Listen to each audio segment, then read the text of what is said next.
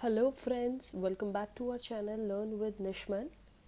So we are covering chapter 17th of offenses against the property and बच्चे your sections 421 to 424 are related to of fraudulent deeds and disposition of property. These are the section you have to do yourself, not that important, and give just a brief reading.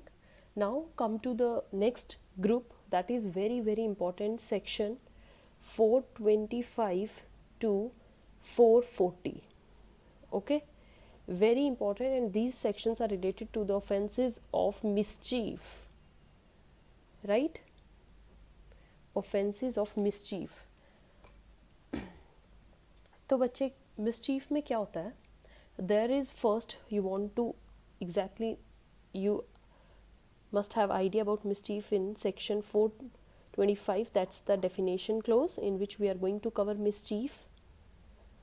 So first thing here, mens rea means आपकी intention क्या होनी चाहिए? That is you should have intention and knowledge, right? Okay, intention knowledge to cause wrongful loss or damage to the property or to any other person. तो यहाँ पर intention knowledge आपकी क्या होनी चाहिए? wrongful loss. Okay, and remember that बच्चे जो wrongful loss होना चाहिए वो किसका होना चाहिए? to the public या to other person, right?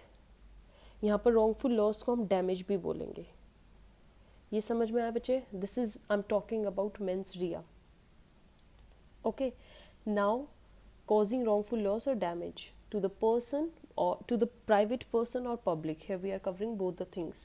Now second thing is mischief में actus reus क्या होता है? What is the main action we are going to cover?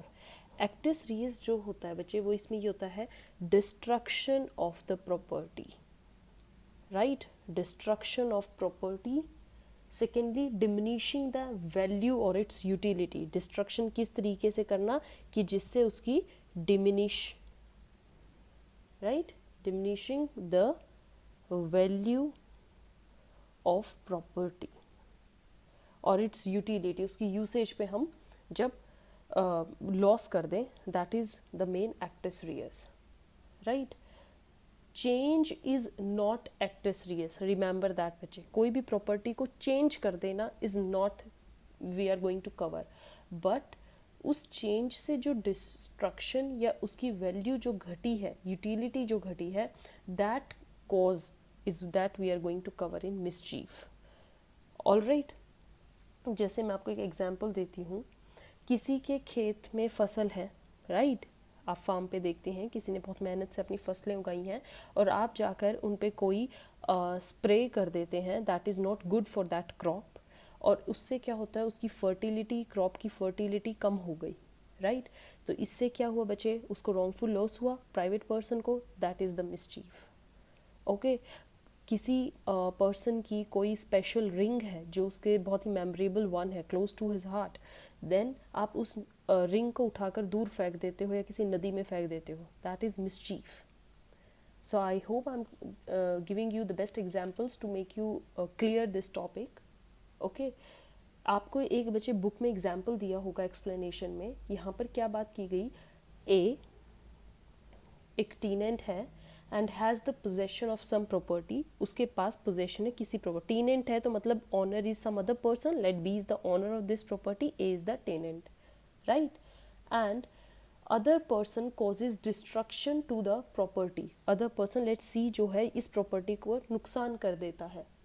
Okay, तो यहाँ पर क्या होगा बच्चे, जो सी है he will be liable for mischief. Why?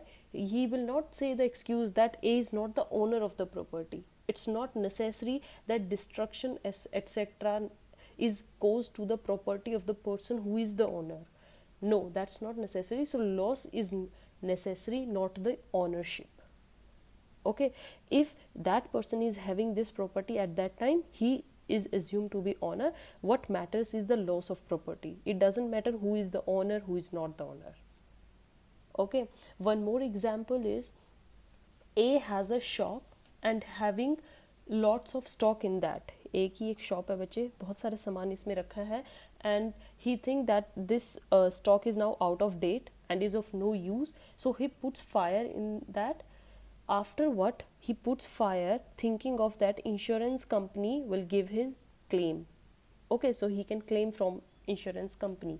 तो अब यहाँ पर देखा जाए तो ए को तो कोई लॉस नहीं हुआ है बच्चे, उसने उस सामान को जलाया जिसका उसको यूज़ भी नहीं था, बट एक्चुअल में लॉस किसको होगा, इंश्योरेंस कंपनी को, बिकॉज वो ऐसे सामान के लिए पे करेंगे जिनका उन पर कोई राइट ही नहीं बनता है, राइट। सो ये भी एक मिसचीफ में कवर होगी। ठीक है बच्चे, मिसचीफ किसी भी तरीके की हो सकती है, आपको रॉन्गफुल गेन हो ना हो, but if wrongful loss is to the other person then that is the mischief and that we will charge in section 425. More examples बच्चे, I hope everyone has seen the movie Three Idiots, right. हमारी movie है three idiots, उसमें आपने देखा हो जब वो speech दे रहा होता है तो स्पीच में चमत्कार वर्ड को चेंज कर कर वहाँ पर बलात्कार लिखा जाता है, right. That is also the example of mischief, it's kind of शरारत, या जिससे कि एक रॉन्गफुल लॉस हुआ। किसको रॉन्गफुल लॉस हुआ, दैट कॉलेज या the public is now getting the wrongful message, that is also the mischief. So mischief is distracting the person from the enjoyment of their property by causing destruction of the property in one way or the other. आप किसी की property को इस तरीके से damage कर देते हो कि दूसरा पर्सन उसको enjoy ना कर पाए, वो भी mischief में इंक्लूड होगी। ओके बच्चे, सो ये सही बात की गई है। One is your maxim that use your own property but not in the way that to injure your neighbors or others property, right। mischief को बच्चे vandalism भी बोला जाता है। इस मैगजिम से अगर हम रिलेट करें तो इसका एक पार्ट आता है vandalism, जो मैंने अभी बताया है कि प्रॉपर्टी को इस तरीके से यूज़ करो कि जिससे दूसरे की प्रॉपर्टी हार्म ना हो। Okay, now come to the special cases that we are going to cover in mischief. Your first case is Ved Prakash versus Chaman Singh and others. Okay, this is your 1994 case बच्चे। सारे मिसचीफ के मैं अब आपको केसेस कराऊंगी, ध्यान से सुनना है। इस केस में क्या डिसाइड किया गया था बच्चे, it was held that an act was not to be considered mischief when it was caused negligently और accidentally. Okay, without any intention, अगर कोई एक्ट नेग्लिजेंट वे से, मतलब आपने ज़्यादा ध्यान नहीं दिया इसलिए नेग्लिजेंटली, और accidentally, not intentionally. Main thing is बच्चे, नॉट इंटेंशनली, आपने जानबूझकर नहीं किया है, तो वो एक्ट हमारे मिसचीफ में इंक्लूड नहीं होंगे। Okay, now come to the next case. The other case is your second one, that is Krishna Gopal Singh versus state of UP. Okay, this is the case of your 1999 बच्चे। इस केस में क्या बोला गया था, it was held that offence of mischief would not be committed, नहीं माना जाएगा, if the accused has not committed an act with the intent to cause wrongful loss और डैमेज टू एनी पर्सन और the public at large, right. अगर accused को कोई intention नहीं थी, same like above, to cause loss to anybody, then it will not be covered in mischief. It also implies that acts done under any pressure without the free consent of the accused do not come under the ambit of mischief. ये भी इसी section में cover किया गया इस केस में बच्चे, कि if anybody does any act under the pressure, मतलब उसकी कंसेंट नहीं है बट वो डर से या किसी के दबाव में आके, प्रेशर में आके वो काम कर रहा है, तो तभी भी वो मिसचीफ नहीं माना जाएगा, right.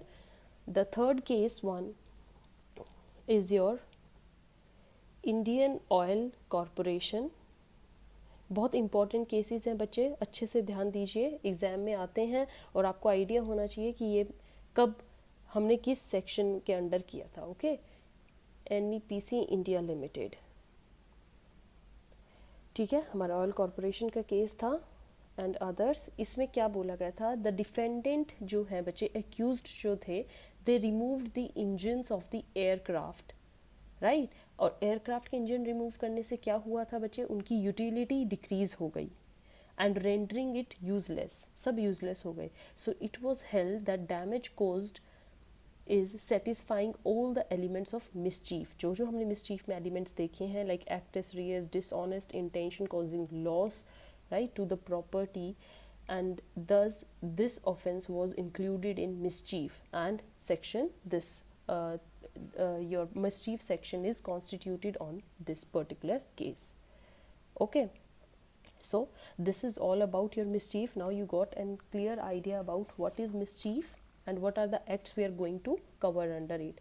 Now your section till 440 that you have to do yourself. Okay बच्चे, सारे सेक्शंस की रीडिंग कीजिए. हर सेक्शन में क्या बोला गया है. देखिए मिसचीफ में क्या है, डिफरेंट एक्ट्स को कवर किया गया है इसमें. कोई आपका है लाइक मिसचीफ बाय किलिंग और मेमिंग cattle, mischief by injury to work of irrigation, mischief by injury to public road, bridges, right, destroying or moving etc. landmark है कोई, mischief by fire और explosive substances. तो ये सब अलग अलग केस हैं. आपको पता होना चाहिए कि किस केस में हम कौन सा सेक्शन अप्लाई करने वाले हैं. That's all for this, but main was you should clear idea about mischief, and that I have done for you. Now in next video ready for the next group of section. Till now, goodbye, thank you.